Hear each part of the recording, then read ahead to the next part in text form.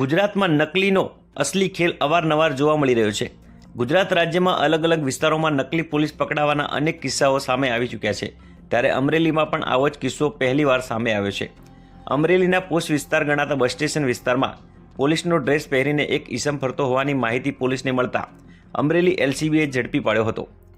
31 વર્ષનો આરોપી ઉમેશ વસાવા મૂળ તાપી જિલ્લાના વ્યારામાં રહે છે અને પોલીસની વર્દી પહેરી અમરેલીમાં પ્રવેશ્યો હતો, પરંતુ કોઈ અઘટિત ઘટના બને તે પહેલાં જ અમરેલી એલસીબી પોલીસે ઉમેશ વસાવાને ઝડપી પાડી સિટી પોલીસ મથકે સોંપવામાં આવ્યો છે।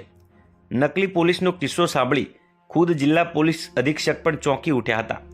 સમગ્ર મામલે હાલ ઉમેશે નકલી પોલીસ બની કોઈ ગેરકાનૂની કામ કર્યું છે કે કેમ અને ક્યાંક તોડપાણી કર્યા છે કે કેમ તે દિશામાં પોલીસ તપાસનો ધમધમાટ શરૂ કરવામાં આવ્યો છે।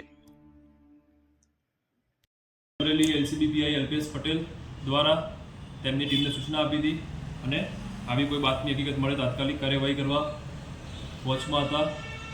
એલસીબી ટીમને સ્પષ્ટ બાતમી મળેલી કે અમરેલી સિટીના બસ સ્ટેન્ડ પાસે પોલીસ નહીં હોવા છતાં કોઈ વ્યક્તિ પોલીસ યુનિફોર્મમાં ઊભેલ છે, જેને જઈને આ યુનિફોર્મ પહેરેલ વ્યક્તિની પૂછપરછ કરતા પોતે ઉમેશ રાહુલ વસાવા તાપી જિલ્લાના વ્યારા ખાતે રહેતો હોય, પોલીસ તરીકેની કોઈ પણ પ્રકારનું આઈડેન્ટિફિકેશન ધરાવતો ન હોય, તેમ છતાં police uniform, police belt, police cap અને પોલીસના શૂઝ પહેરીને ફરતો હોય અમરેલી સિટી પોલીસ સ્ટેશનમાં બીએનએસ કલમ 205 મુજબ એના વિરુદ્ધ ગુનો દાખલ કરવામાં આવેલ છે તથા તેના પહેરેલા યુનિફોર્મ, કેપ, બેલ્ટ જે આર્ટિકલ્સ પોલીસના હતા જે કબજે કરેલ છે અને હાલમાં આગળ તપાસ કાર્યવાહી ચાલુ છે।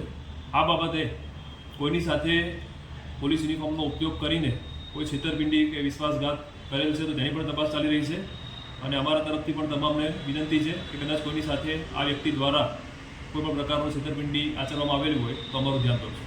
પોલીસ કર્મચારીની જેમ ફરતો હતો કે કોઈ અધિકારીની જેમ કોઈ ખાસ કોઈ માહિતી મળી રહી છે એમાં?